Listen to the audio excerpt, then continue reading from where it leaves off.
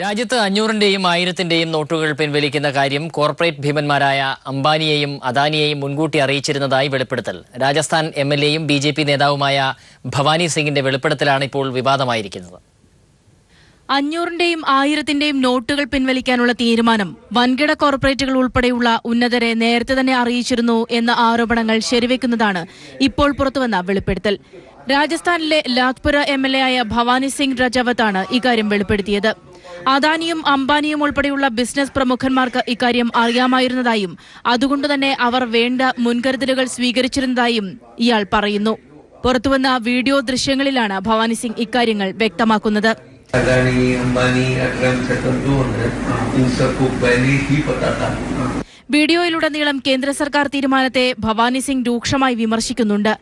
ആദ്യം അത്യാവശ്യം വേണ്ട നോട്ടുകൾ അച്ചടിച്ചിട്ട് വേണമായിരുന്നു നോട്ടുകൾ പിൻവലിക്കേണ്ടിയിരുന്നതെന്നും പുതുതായി ഇറക്കിയ നോട്ട് 3ാം തരത്തിൽപ്പെട്ടതും കണ്ടാൽ വ്യാജനെന്ന് തോന്നുമെന്നും ഭവാനി സിംഗ് പറയുന്നുണ്ട്.